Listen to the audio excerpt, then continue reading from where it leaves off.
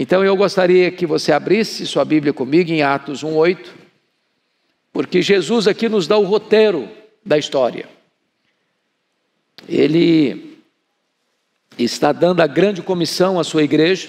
Você se lembra que depois que Jesus ressuscitou, ele repete a grande comissão nos 4 evangelhos e também no livro de Atos, mostrando que a igreja precisaria do poder para cumprir a missão. Porque antes de enviar a igreja ao mundo, Jesus enviou o Espírito Santo à igreja. Esta ordem jamais pode ser invertida. Então, vamos juntos ler esse versículo? Mas recebereis poder ao descer sobre vós o Espírito Santo, e sereis minhas testemunhas, tanto em Jerusalém, como em toda a Judeia e Samaria, e até os confins da terra. Pois bem, o livro de Atos dos Apóstolos é o livro da história da igreja. É por isso que esse livro não tem conclusão. Ele não termina como os demais livros da Bíblia. Ele encerra no capítulo 28 sem encerrar, porque a história da igreja continua. Nós ainda estamos escrevendo a história. Deus ainda está trabalhando na história.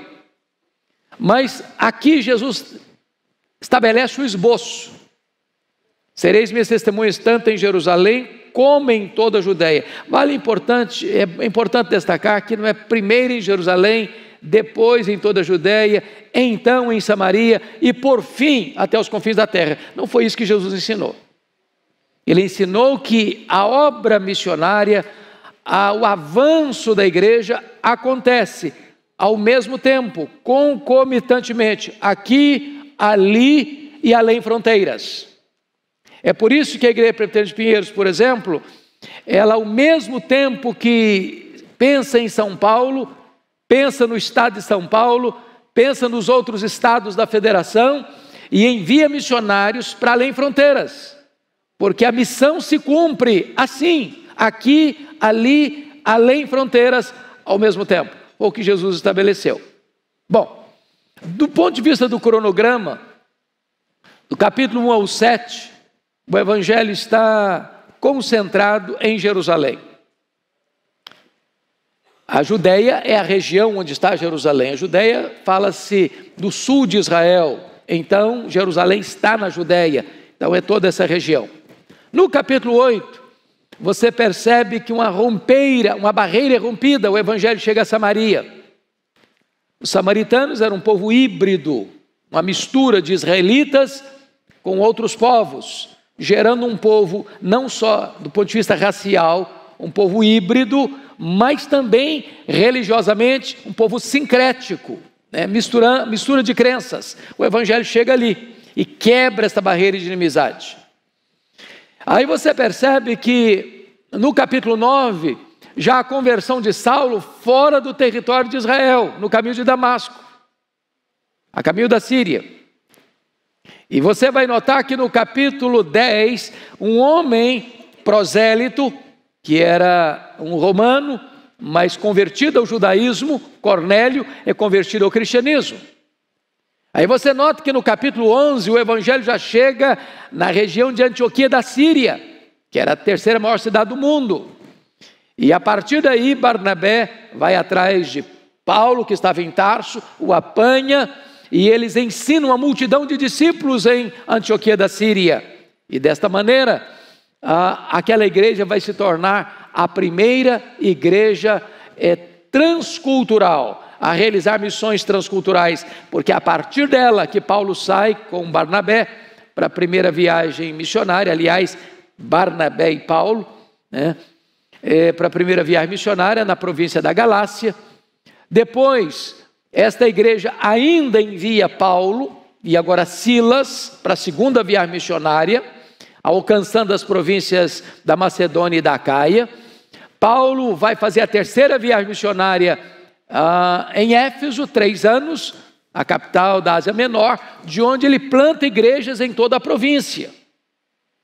Esmirna, Pérgamo, Tiatira, Sardes, Filadélfia, Laodiceia, Colossos e Hierápolis. E o livro de Atos termina com a prisão de Paulo em Jerusalém, com a acusação de Paulo em Cesareia, fica 2 anos sendo acusado, e ele opta por ser julgado em Roma. Então o livro trata da viagem que ele faz para Roma, o naufrágio que ele enfrenta, a sua estada naquela região ali, onde ele desembarca, né? No capítulo 27 e 28, você nota comigo aí, onde ele chega e fica na ilha de Malta durante os 3 meses de inverno, e o livro termina com Paulo em Roma.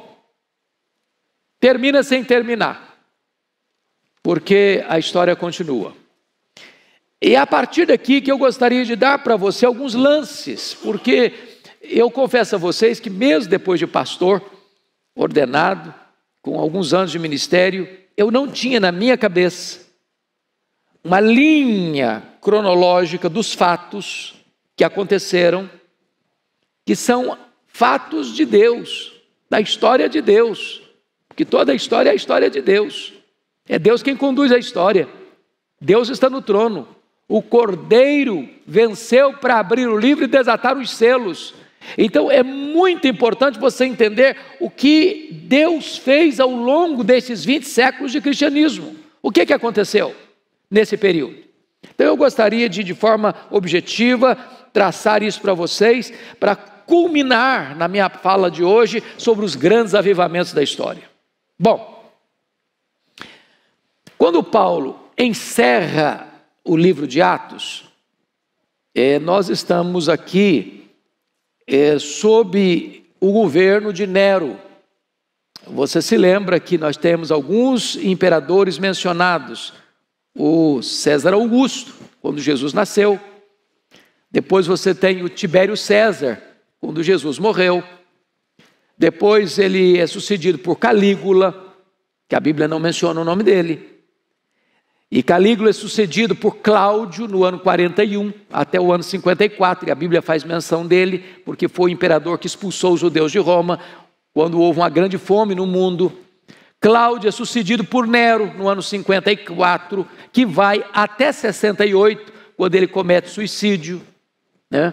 Depois vem o Tito Flávio, depois vem o imperador que vai construir o Coliseu Romano no ano 70, Vespasiano. Depois você tem no ano 81 o Domiciano, que é o imperador que manda João para a ilha de Patmos, conhecido como segundo Nero, e a partir dele a perseguição vem só recrudescendo, só aumentando, com Marco Aurélio, com Sétimo Severo, com Décio, com Diocleciano, e eu estou falando já no começo do século IV. Então preste bem atenção que se a perseguição começa oficialmente com o incêndio de Roma em 64, essa perseguição dura até o ano 313. Eu estou falando, meus irmãos, de 200 anos de perseguição, dos crentes sendo queimados, crucificados, jogados às feras, sangue derramado.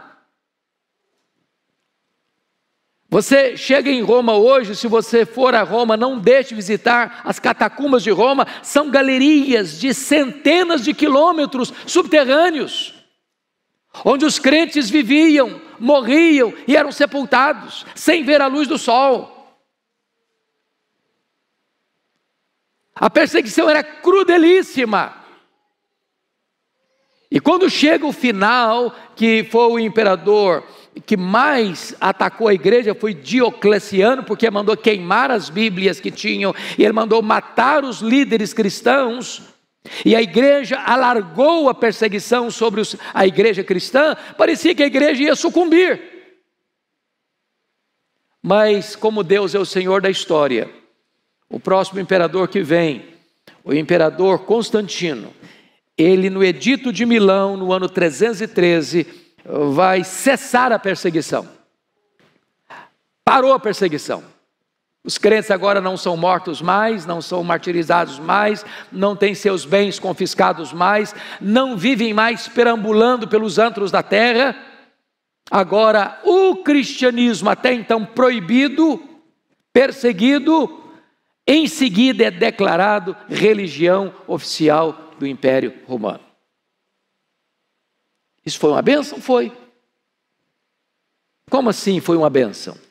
Bom, os cristãos têm liberdade. Os cristãos agora não têm mais seus bens, suas propriedades confiscadas. Os cristãos agora não precisam se reunir nas catacumbas para cultuar a Deus. Agora os cristãos têm seus bens devolvidos, agora templos, santuários são erigidos para eles adorarem a Deus. Isso certamente foi uma grande bênção. Porém, isso foi um grande problema. Preste atenção no que eu vou lhes dizer. A igreja cristã, a igreja evangélica, a igreja de Deus, nunca foi mais forte, mais pura, mais santa, nos tempos de prosperidade. A igreja cristã sempre foi mais forte, mais robusta e mais pura nos tempos de perseguição. Quando abriu a porta, agora todo mundo pode vir para a igreja, agora não é proibido mais ter uma Bíblia, agora não é proibido mais você ser chamado de cristão, agora você chamar Jesus de Senhor, não leva você ao martírio, mas leva você ao reconhecimento do Estado, porque o cristianismo é a religião oficial do Estado. Abriu a porta da igreja para todos, e a porta de entrada não era mais agora a conversão, mas era a conveniência. O que aconteceu?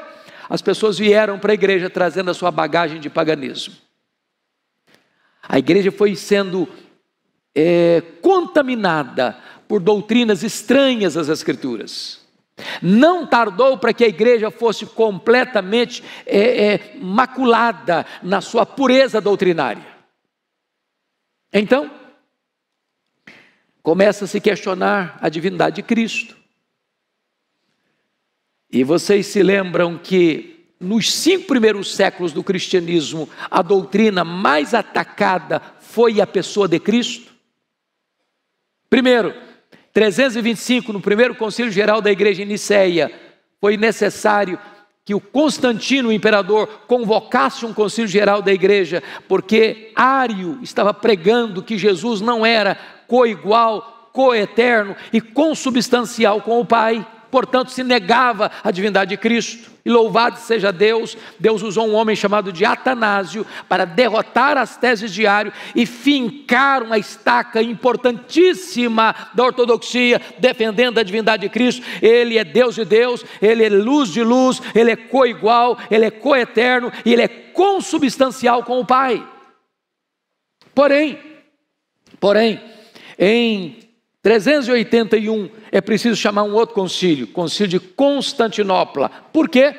Porque começou a dar muita ênfase à divindade de Cristo, mas se esqueceu da humanidade de Cristo. Ele é homem, verdadeiramente homem, em tudo semelhante a nós, exceto no pecado. E então no concílio de Constantinopla, em 381, vai firmar outra estaca: Jesus é verdadeiramente homem. Porém, foi preciso um outro concílio, e agora no ano 451, o concílio de Calcedônia, porque foi nesse concílio, em 451, que se junta as duas naturezas de Cristo como um dogma importante para a igreja. Cristo é tanto verdadeiramente Deus, quanto verdadeiramente homem, uma única pessoa com duas naturezas. Nós chamamos teologicamente isso da pessoa teantrópica de Cristo, ou a pessoa divino-humana de Cristo. E agora em 451 isso fica afirmado: a pessoa de Cristo, Ele é tanto Deus quanto homem. Ele não perdeu sua divindade ao tornar-se homem, e Ele não perdeu a sua humanidade ao retornar para o céu como Deus. Ele é Deus e Ele é homem. Pois bem, deixa-me dizer a vocês que nesse período então surge um outro problema muito sério. Estou falando dos primeiros séculos do cristianismo, porque as 5 mais importantes cidades do mundo começam a disputar qual cidade era mais importante, qual tinha mais projeção no universo religioso. Roma no Ocidente, Constantinopla no Oriente, Alexandria no Egito, que era a segunda maior cidade do mundo, Antioquia da Síria, que era a terceira maior cidade do mundo, e Jerusalém. Essas 5 cidades disputavam do ponto de vista de priorização, de hegemonia religiosa no mundo. Até que, preste atenção no que eu vou lhes dizer, no ano 604, o imperador romano, Focas, nomeia Gregório I, então bispo de Roma, como bispo universal da igreja. Gregório I recusou o título e disse: eu não posso aceitar, porque só existe uma pessoa que pode ter a autoridade de ser bispo universal da igreja, e esta pessoa é Jesus Cristo.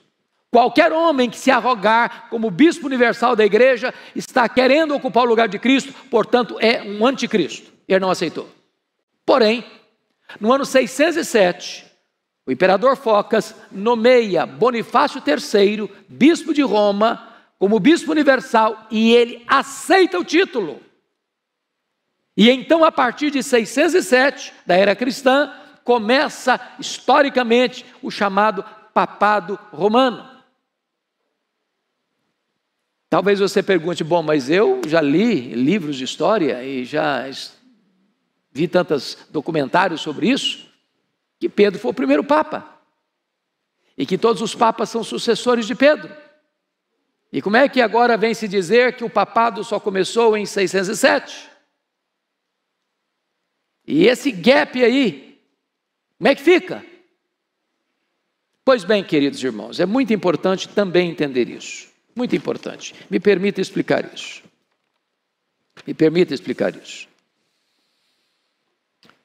No século VIII para o século IX, surge um documento na França chamado As Falsas Decretais de Isidoro.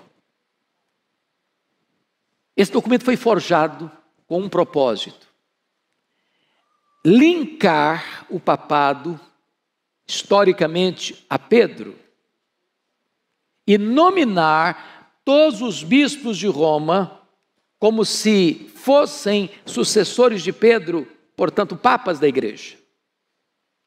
Mas esse documento foi um embuste,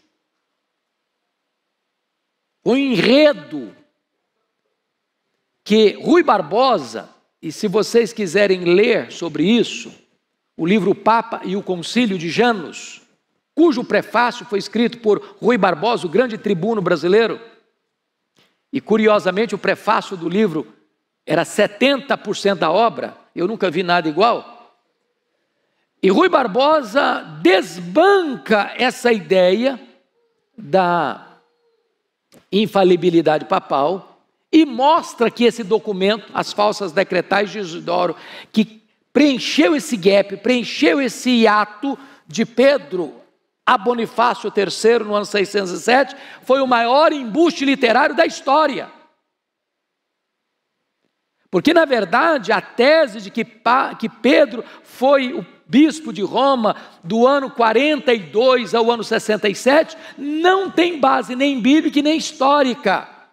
Na verdade, Pedro nunca foi bispo de Roma. Nunca. Deixa eu lhes dar uma prova simples para isso. Quando Paulo escreve a sua carta aos Romanos, ele disse na carta que gostaria de estar em Roma para compartilhar com os irmãos a palavra de Deus. Ora, se Pedro nesta época fosse o bispo de Roma, e Paulo está querendo ir lá para pregar a palavra de Deus, ele está dizendo: esse Pedro aí é um Zé Ninguém, eu preciso ir para ensinar vocês, esse aí não está com nada. Segundo exemplo, Paulo saúda muita gente na sua carta aos Romanos, e a mais longa lista de saudações de Paulo é Romanos 16. Se Pedro fosse o bispo da igreja, seria uma total deselegância de Paulo não ter mencionado o líder da igreja, saudado o líder da igreja na sua carta. Terceiro exemplo, para mostrar que Pedro não foi bispo de Roma. Paulo escreve da sua primeira prisão em Roma, Efésios, Filipenses, Colossenses, Filemon. E ele saúda muita gente a partir dos irmãos que estão em Roma. Ele não menciona Pedro. Seria outra deselegância de Paulo. Então, a tese de que Pedro foi o primeiro papa e que foi bispo de Roma dos anos 42 a 67, quando pressupõem que tenha sido o seu martírio, não tem base bíblica nem base histórica. Pois bem, meus irmãos, então começa-se historicamente o papado no ano 607. E a partir daí, aí eu estou falando agora já de um período que nós chamamos de escolástica ou Idade Média, que vai do 5º ao 15º século, é o período em que a igreja se fortalece politicamente, economicamente, mas declina vertiginosamente do ponto de vista espiritual e moral. É a decadência da igreja. É o período chamado da Idade das Trevas, onde muitas doutrinas estranhas foram sendo introduzidas. Por exemplo, do culto a Maria. Me permita dizer isso porque algumas pessoas pensam que os evangélicos não gostam de Maria ou não honram Maria. Isso não é verdade, e eu vou explicar por quê. Nós devemos considerar Maria em altíssima conta. Altíssima conta. Ela foi aquela mulher a quem Deus escolheu para ser a mãe do nosso glorioso Redentor. Ela era serva do Senhor, humilde, corajosa, mulher de Deus, que ainda jovem enfrenta os maiores desafios da época, aparecer grávida, já comprometida em casamento com José, dando aso à população a ter as maiores suspeitas da sua integridade moral. E ela diz: eis aqui a serva do Senhor, faça-se em mim conforme a sua vontade. Agora, pense comigo o seguinte, vou pegar a figura do pastor Arival aqui. Eu honraria o Arival se eu dissesse assim: meus irmãos, o Arival é um cara de Deus. Vamos fazer o seguinte, agora nós vamos orar para que o Arival interceda diante de Deus por nós. Eu faço oração para ele, ele vai ser meu mediador. Eu vou botá-lo num panteão de intercessores. Eu honraria você se eu fizesse isso? Não. Por que não? Porque está contra a crença dele. Maria era uma mulher que sabia que só Deus é Deus. E que não pode existir qualquer culto ou veneração a um ser humano que não a Deus. Então, quando alguém diz que Maria é a mãe de Deus, que ela é mediadora, que ela é corredentora, que ela é a rainha do céu, eu estou indo na contramão do que Maria acreditava, defendia. Isso não é honra. Outras doutrinas foram surgindo, como a infalibilidade papal, como a transubstanciação, como o confessionário, como a missa, que é um sacrifício incruento de Cristo, como a intercessão de muitos mediadores, como as relíquias, como as imagens, e muitas coisas foram sendo agregadas à igreja. E já mais próximo da reforma, a venda de perdão, as indulgências.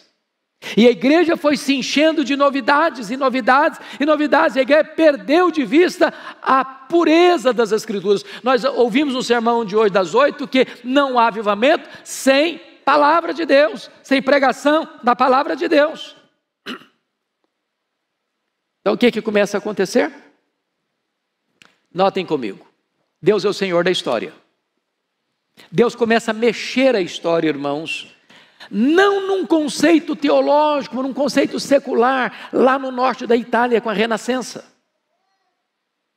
séculos 14 e 15, quando as 5 áreas mais importantes da humanidade foram mexidas, porque a igreja tornou-se dona de tudo.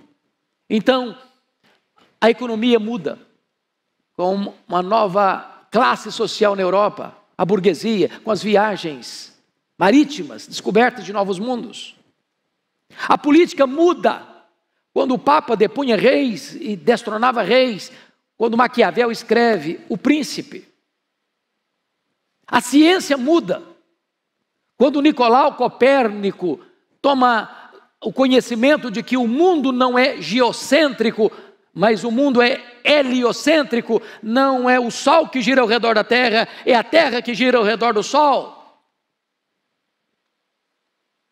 As artes mudam quando Deus levanta Miguel Ângelo, Leonardo da Vinci, que vão esculpir no mármore, sem o viés que a igreja determinava, que tinha que fazer o corpo de uma pessoa, mas tinha que ter uma auréola de santo na cabeça.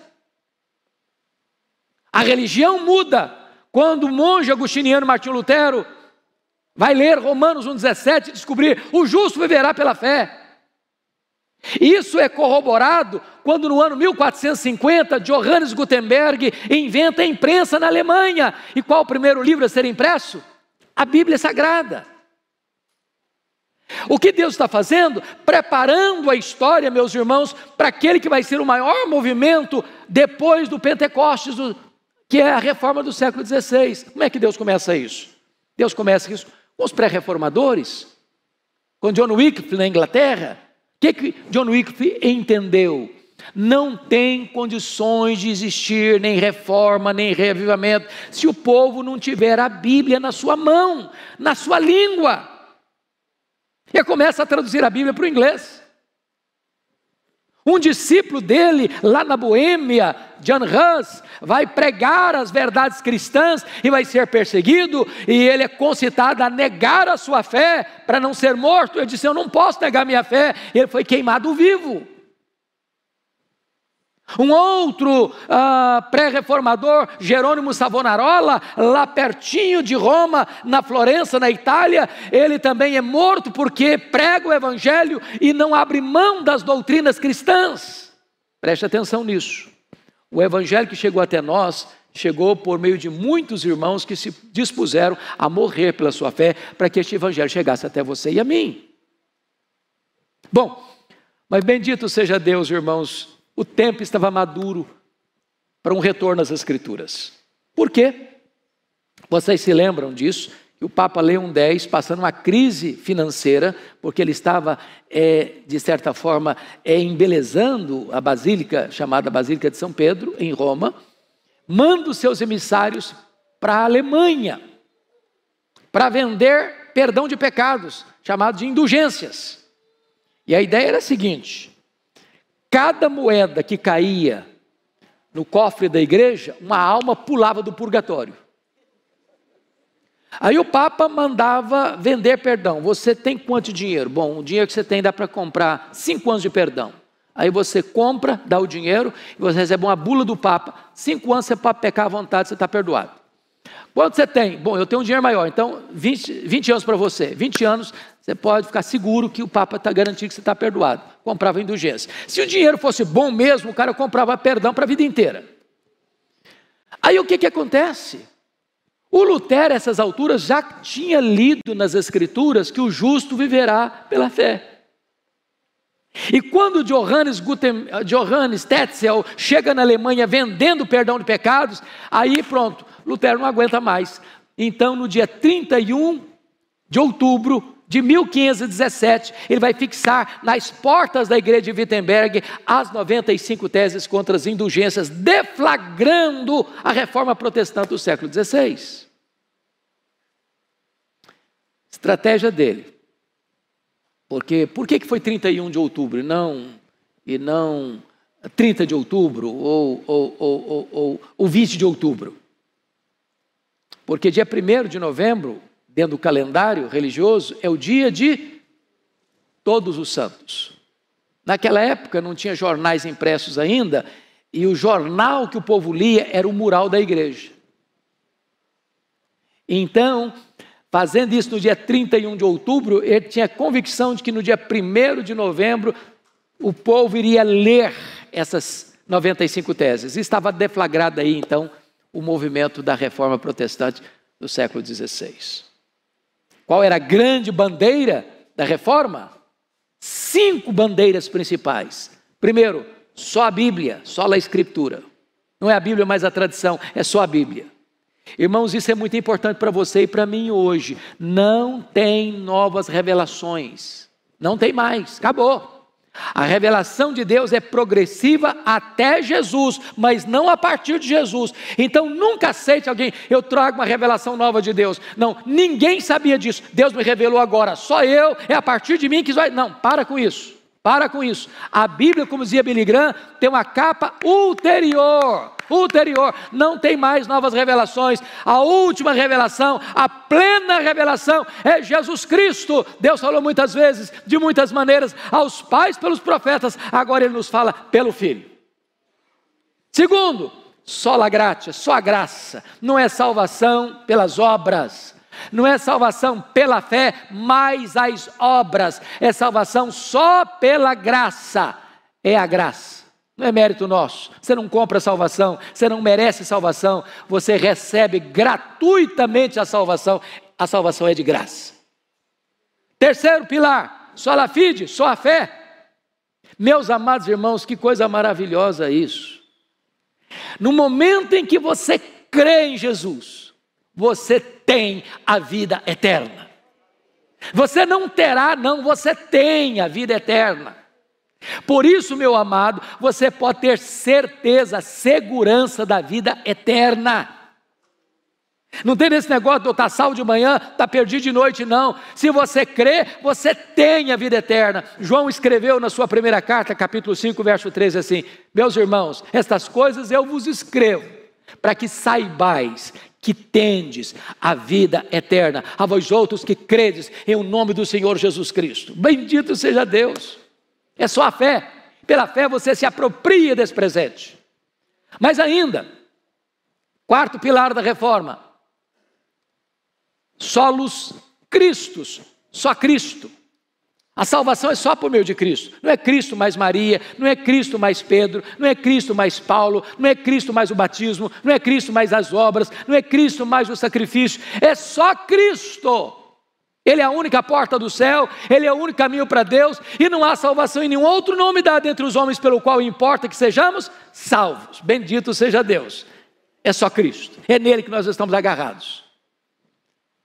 Quinto pilar que a reforma levantou: soli Deo gloria, só a Deus a glória. Em outras palavras, toda a glória dada ao homem é vanglória, é glória vazia, é idolatria, é abominação para Deus. Deus não divide a sua glória com ninguém. Portanto, a salvação foi planejada por Deus, a salvação é executada por Deus, a salvação é consumada por Deus, para que toda a glória seja dada a Deus.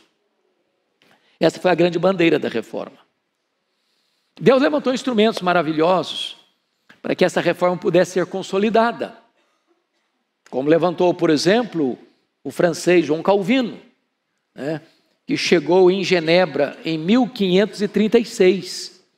Ele era um homem brilhante, ele era um jovem fora da média da sua época.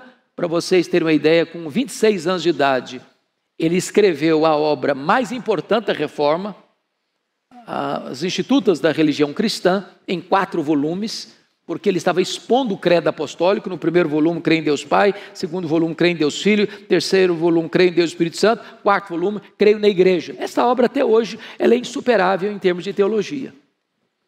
E ele está fugindo da perseguição da França. A França está debaixo de perseguição. Você sabe que a França nunca foi um país protestante, genuinamente protestante. E ele está fugindo da perseguição, passando por Genebra. Lá está um pastor, Guilherme Farel. E Farel não tinha as habilidades que Calvino tinha na área de ensino, de teologia. Ele disse: Calvino, eu preciso de você.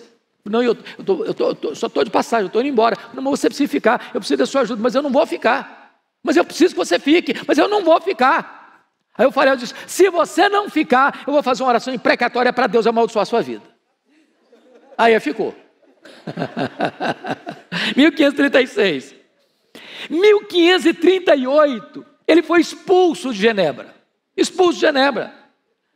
Porque o Calvino era um pregador tão impressionante E eu estou falando para vocês um rapaz que não tinha 30 anos. Ele nasceu em 1509. Eu estou falando de 1536, quem é bom de matemática? Quantos anos ele tinha? 27 anos. Um menino ainda. Ele, quando ia pregar no Velho Testamento, ele levantava e lia direto no hebraico. Quando ia pregar no Novo Testamento, ele ia direto no grego. Versículo por versículo. Bom, ele foge para Estrasburgo. Fica lá de 38 a 1541, quando se casa. E a igreja de Genebra se corrompeu de vez com a saída dele. Aí a liderança se reuniu, escreveu para ele: Calvino, volte, precisamos de você. Ele fez exigências para voltar e voltou. Em 1541, onde fica até a sua morte. Até a sua morte. Pois bem, quando ele chega em Genebra, sabe como é que ele se levantou para pregar? Depois de 3 anos, tinha sido expulso. Onde é mesmo que nós paramos? E onde ele tinha terminado o seu sermão, há 3 anos, ele recomeça daí, expondo as Escrituras, capítulo por capítulo, versículo por versículo. A presença dele foi tão marcante em Genebra, que Genebra vai se tornar uma espécie de verdadeira maquete do reino de Deus na terra. É lá que começa a academia, é de lá que começa o que nós chamamos hoje de a democracia que nós conhecemos. Ele foi o homem que foi influenciar os reis, os príncipes, a academia. Ele vai criar um seminário que nós chamamos de academia para enviar missionários para o mundo todo, inclusive para o Brasil. Vocês se lembram que Villegagnon solicita e ele manda 14 missionários aqui para o Brasil, que foram martirizados, o último deles pelo padre Anchieta. Então, a igreja evangélica brasileira também enfrentou martírio. Pois bem, queridos irmãos, a partir daí a perseguição é cruel, porque surge então o chamado Concílio de Contra-Reforma, que vai de 1545 a 1563. E dentro do Concílio do Contra-Reforma, vem o Concílio de Trento, vem os jesuítas, vem o Índex, vem a Inquisição. O que é o Índex? A igreja proibiu qualquer livro que não fosse dentro da perspectiva romana. Então, a Bíblia era proibida. Por que a nossa Bíblia era proibida? Não sei se vocês se lembram disso. Foi nesse Concílio de Trento, pós-reforma, que foi introduzido na Bíblia os chamados livros os livros não canônicos, os livros apócrifos. Os livros apócrifos não faziam parte da Bíblia até o Concílio de Trento, que foi depois da reforma. Então os livros passaram a ser proibidos. Então começa a existir também a Inquisição, ou seja, começa a se matar os chamados hereges. Se você era protestante, você era herege, então fogo nele, fogo para ele. A perseguição foi terrível. Para vocês terem uma ideia, em 1559 assume o governo da França, Catarina de Médici. E todos vocês já leram sobre isso, o que aconteceu na noite de 24 de agosto de 1572, a chamada Noite de São Bartolomeu, onde cerca de 70 mil crentes huguenotes foram mortos, traiçoeiramente.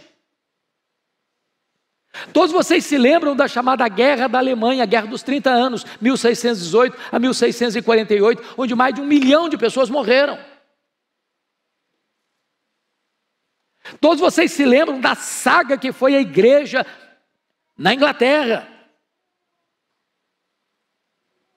Quando em 1534, Henrique VIII rompe com o catolicismo e cria uma nova igreja na Inglaterra, sendo chefe de Estado e chefe da igreja.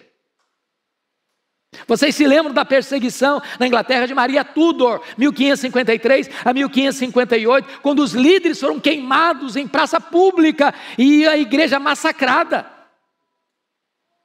Irmãos, nós temos uma história de sangue atrás de nós, para que o Evangelho chegasse até nós.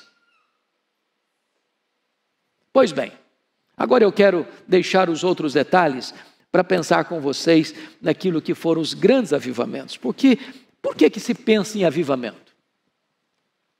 A perseguição, ela traz quebrantamento, mas às vezes a luta pela ortodoxia pode gerar, meus irmãos, uma espécie de aridez espiritual.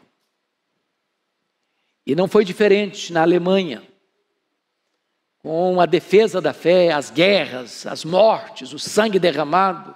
De repente a igreja começa a viver um tempo de aridez. E surge então um movimento na Alemanha chamado os Quakers. Quaker é aquele que treme. E o movimento sai de um extremo, de uma ortodoxia fria, para um experiencialismo sem Bíblia. E eles começaram a dar mais importância à luz interior do que à verdade objetiva. E esse tipo de espiritualidade está muito presente no Brasil, irmãos. Tem muita gente que hoje diz o seguinte: o culto foi abençoado se eu sentir um calafrio na espinha.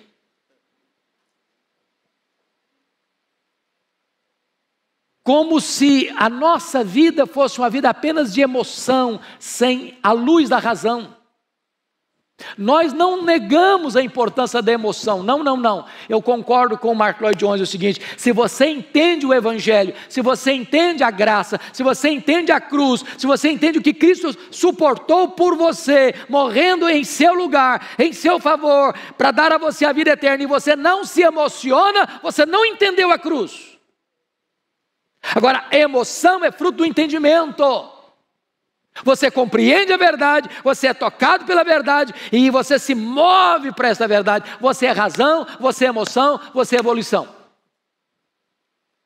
Porém, aquela espiritualidade Quaker começou a desenvolver o experiencialismo, o emocionalismo, e tanta gente hoje buscando a emoção fora do conhecimento da palavra de Deus. As experiências, o misticismo, o sincretismo religioso entrou nesse veio aí e faz um estrago até hoje. Quando chega o século XVIII, irmãos, vale talvez destacar aqui um ponto importante. E vocês sabem que no século XVII surge o chamado racionalismo na França, com René Descartes. Qual era a máxima de René Descartes? Cogito, ergo sum. Penso, logo existo. A ideia é a seguinte: eu só aceito como verdade o que a minha mente pode alcançar. Se eu não compreendo, se a minha razão não aceita, não entende, eu não posso aceitar como verdade.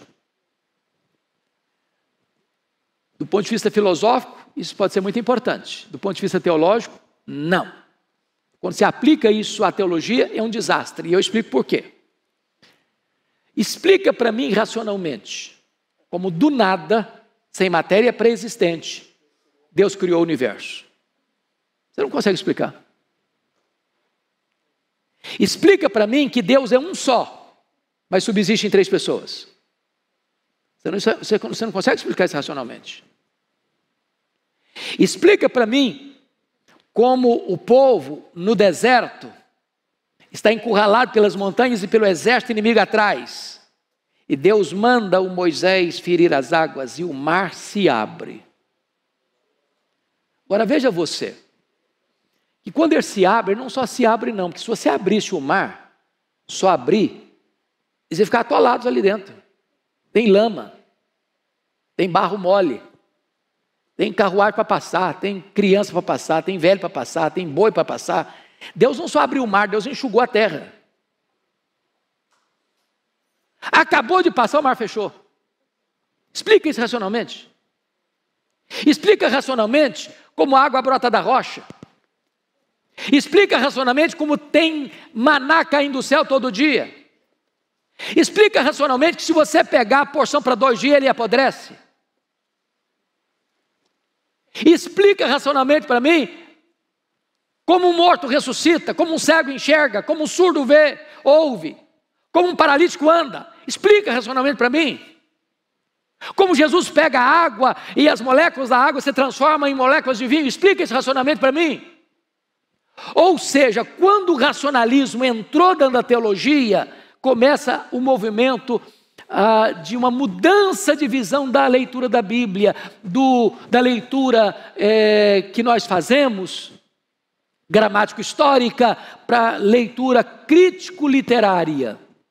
Aí vieram os camaradas que acharam que eram os suprassumos da inteligência. Não, a Bíblia precisa ser lida com outros olhos, uma crítica da nossa razão. Então, eu não posso aceitar isso aqui. Isso é milagre? Não, mas eu não explico milagre, então eu não aceito milagre. Não, os milagres não aconteceram, não. O que aconteceu, na verdade, é que os discípulos entenderam o que Jesus fez, mas na verdade não fez.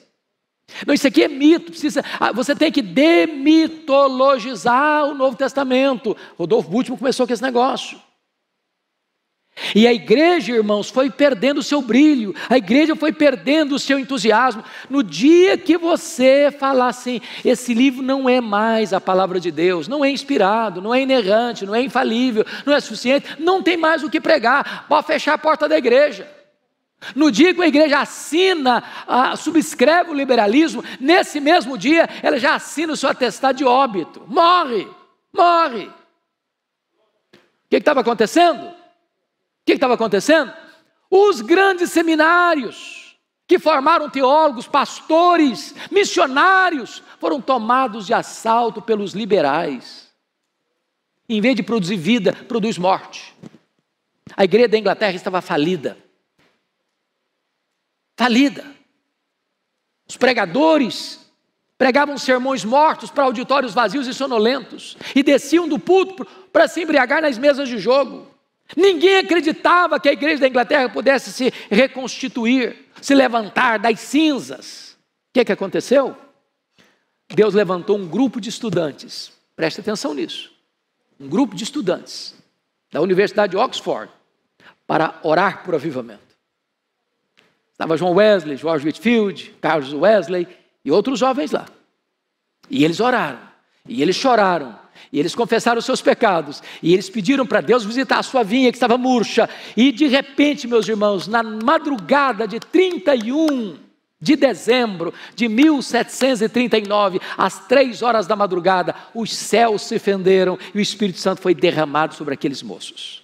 Eles se levantaram, começaram a pregar a palavra. As igrejas se encheram, as praças, as pessoas se juntavam para ouvir avidamente a palavra de Deus, e esse avivamento varreu a Inglaterra e levantou a igreja, e salvou a nação do banho de sangue da Revolução Francesa. Nesse mesmo século XVIII, o avivamento visita o país de Gales, com Howell Harris. Esse camarada, é muito interessante a conversão dele, sabe por quê? Ele se converteu com aviso. Hoje, gente, aviso é um negócio complicado, né, pastor?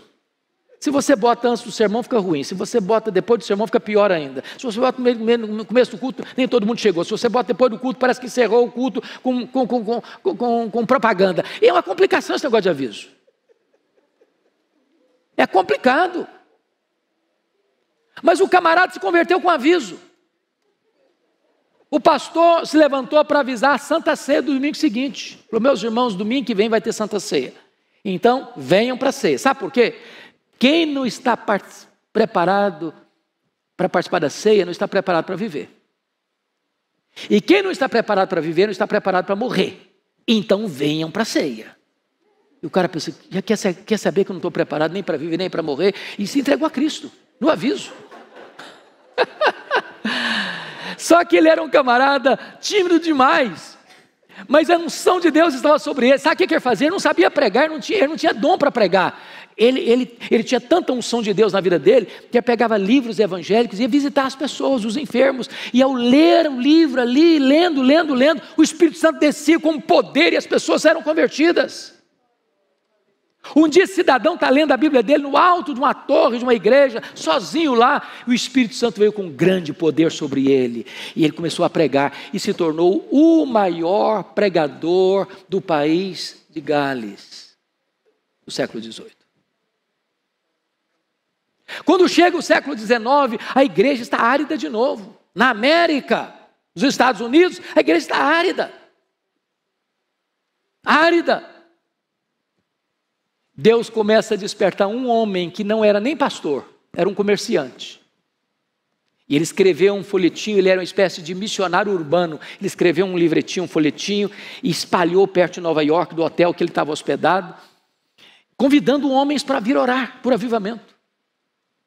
Irmãos amados, em poucas semanas, tinham 10 mil homens de negócio orando em Nova York por avivamento.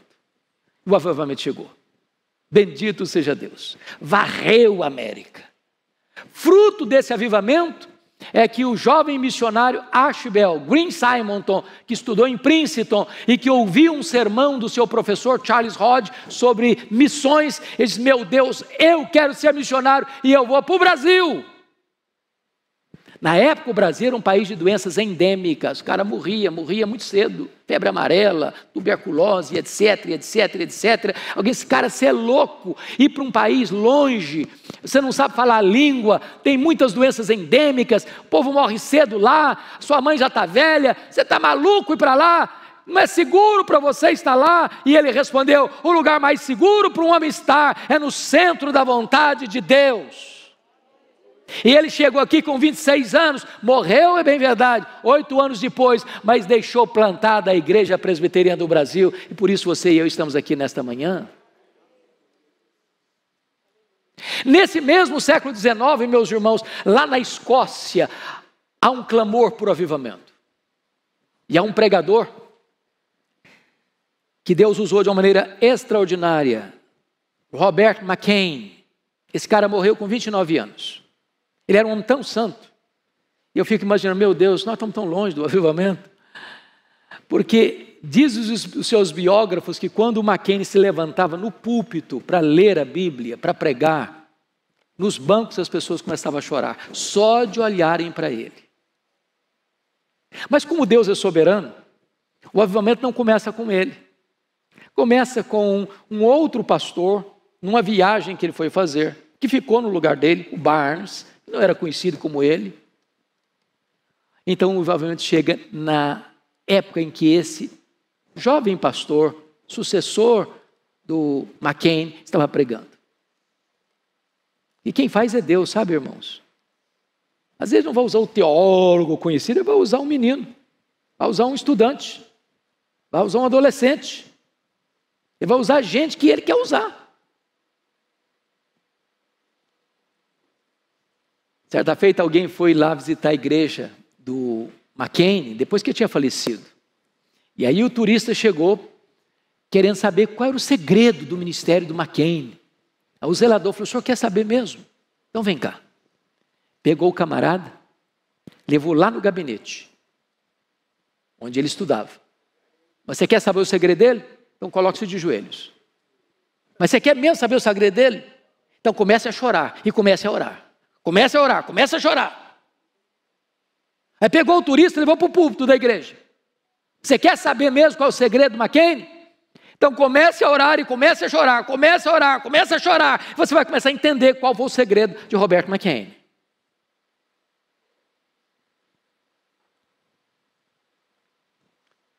Quando chega o século XX, talvez um dos mais importantes avivamentos acontece no país de Gales, 1904. E eu acho bonito, pastor Rival, porque a gente tem uma moçada bonita aqui em Pinheiros, tem adolescentes maravilhosos, tem crianças maravilhosas, tem estudantes, tem gente aí em todos os setores da sociedade. Quem sabe Deus levante um menino desse, um adolescente desse, um jovem desse. Nem sempre Deus usa as vias oficiais, irmãos. Deus quebra a banca.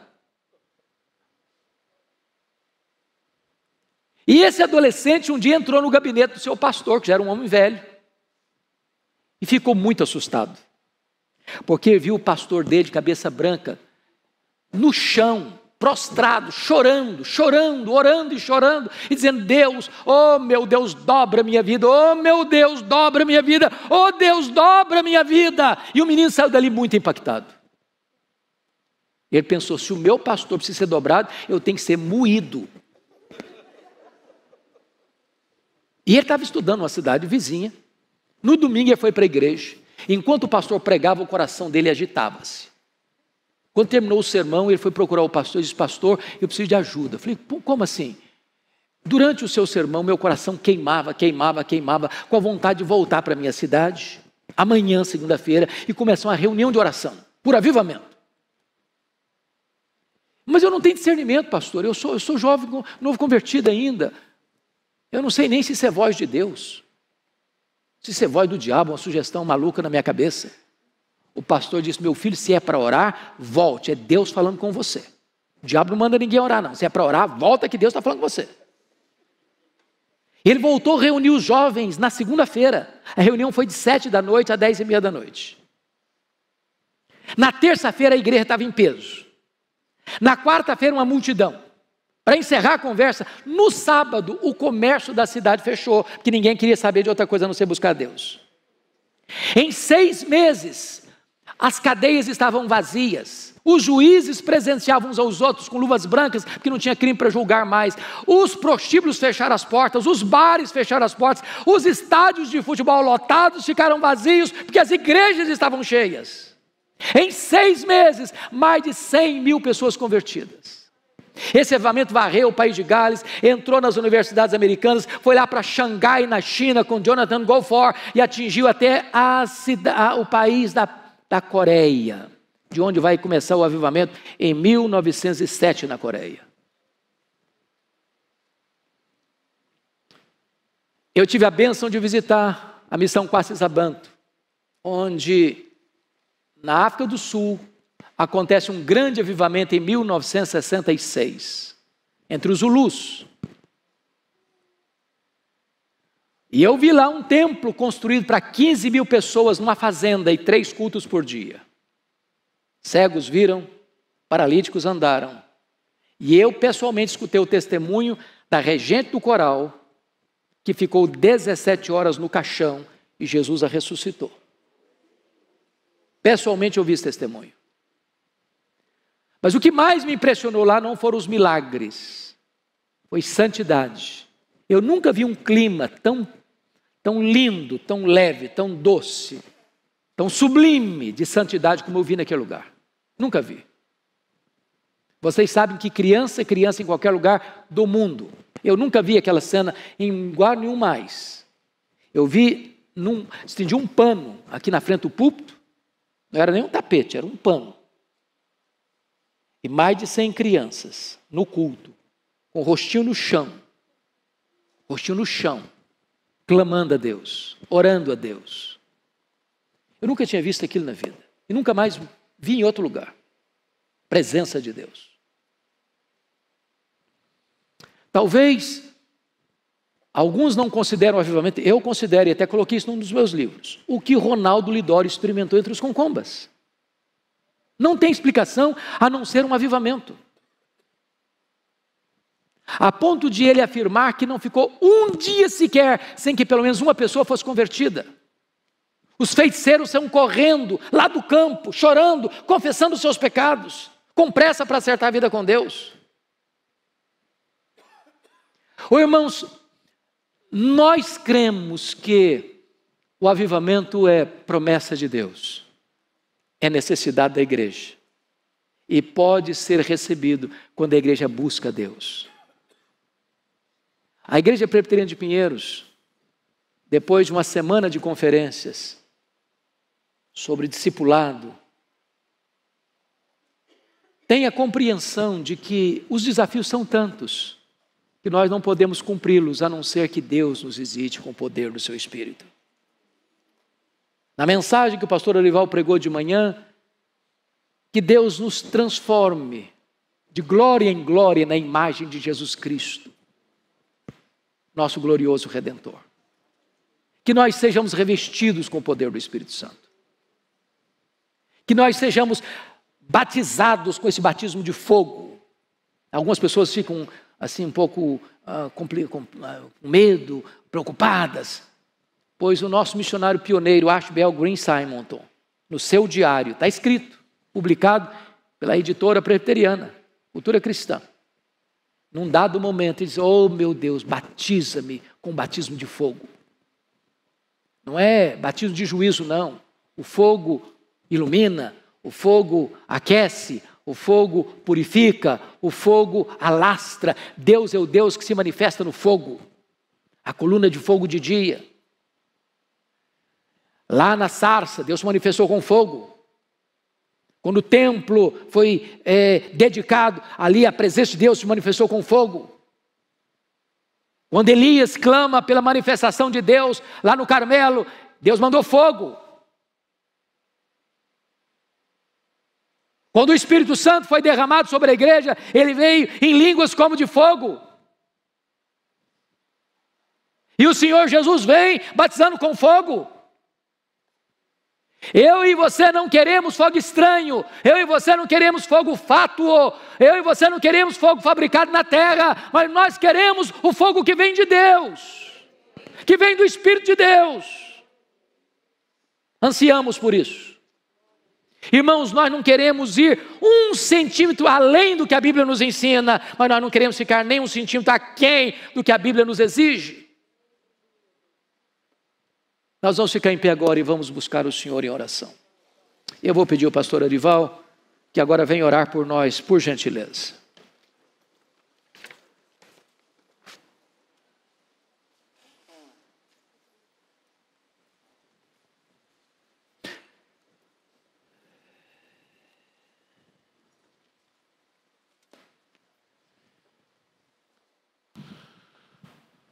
Senhor Deus, nós estamos diante do Senhor, da Tua pessoa, estamos diante também da história dos grandes feitos do Senhor. O Senhor é Deus não por aquilo que o Senhor é somente, mas por aquilo que o Senhor faz. E a grande necessidade da minha vida, da vida da Igreja de Pinheiros, do Brasil, é um grande avivamento.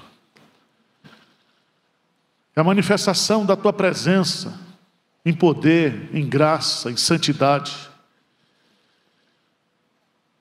para que nós possamos ser impactados por essa presença, para que haja também, ó Deus, quebrantamento, arrependimento, choro, por causa do pecado, apreciação à Tua palavra, apreciação e reverência às coisas santas, compromisso de vida, compromisso de estar pregando o Evangelho, ganhando almas para Ti. Ó Deus, só o Senhor pode fazer isso. Nós não podemos produzir avivamento. O Espírito Santo, Ele é soberano, Ele é como o vento. A gente não sabe de onde Ele vem, nem para onde Ele vai. Ele age de forma impetuosa, de forma silenciosa, de forma irresistível. Então sopra sobre nós, ó Espírito Santo. Traz isso. Santifica a Tua igreja, limpa a Tua igreja, manifesta a Tua presença, Senhor. Pai querido, nós não temos outra saída, outra expectativa, que essa que vem do Senhor, que vem do alto. Cresce o falso evangelho, cresce, ó Deus, o falso crente, cresce, ó Deus, escândalos, destruindo a reputação do evangelho, o nome de Jesus. Pai, reivindica a Tua glória, Senhor, põe um fim nisso. Mostra que o Senhor é Deus. E a Sua glória o Senhor não divide com ninguém, Senhor. Venha visitar-nos com poder, com graça, mostrando que só existe um Deus vivo e verdadeiro, que é o Senhor. É o Senhor. Só há também, ó Deus, tanto desânimo, tanta apatia, tanta falta de expectativa. Parece que ser crente não faz a diferença nesse mundo. Os próprios crentes vivendo, ó Deus, um ateísmo prático. Ó Deus, olha para as novas gerações, para os nossos filhos, as nossas crianças, os nossos adolescentes, os nossos jovens. Deus, nós precisamos de um avivamento. Nós precisamos do Seu derrame e quebrantamento, arrependimento. Nós não queremos, Senhor, que o Evangelho morra em nós. Nós não queremos que aquilo que está acontecendo na Europa, nos Estados Unidos, aconteça no nosso país, Senhor. Mas sopra um avivamento, ó Pai. Como diz o pastor, do sul, do hemisfério sul, para o hemisfério norte, Senhor. Ó Deus, aviva a igreja brasileira, santifica a igreja brasileira. A começar em nós, a começar em mim, a começar em cada crente aqui, Senhor. Deus, nós precisamos de Ti, Senhor. Sopra sobre nós, Senhor, esse avivamento. Como diz o pastor, nós queremos um avivamento bíblico. Não existe avivamento sem compromisso com a Tua palavra, sem o poder da Tua palavra, sem a sabedoria, a direção do Teu Santo Espírito. Quem somos nós, Senhor, para querer ensinar o Senhor o que o Senhor tem que fazer? Mas nós precisamos que o Senhor faça em nós, por nós, através de nós, Pai. Tem misericórdia, Senhor. Tem misericórdia, Senhor, desse tempo onde as Tuas verdades estão sendo jogadas no lixo, os princípios, os valores da Tua palavra estão sendo destruídos, Pai. E há no nosso coração muitas vezes o temor de que nós estamos sendo derrotados pelo inimigo, que nós estamos sendo derrotados, ó Deus, pelos princípios das trevas, Pai, onde parece que prevalece aquilo só que é ruim, que é mal. Mas Deus, por amor do Teu nome, por amor da Tua glória, Senhor, para o bem do Teu país, do Teu povo neste momento, ó Deus, tem misericórdia, Senhor, dos pastores, das lideranças, dos presbíteros, das igrejas. Deus, igrejas morrendo, insensibilidade, falta de compaixão, maledicência, interesse político. Ó Deus, tem misericórdia, Senhor, tem misericórdia. A liderança evangélica buscando a glória humana, Senhor, em desprezo da Tua glória. Comercialização da fé, a exploração. Deus, tem misericórdia, Senhor.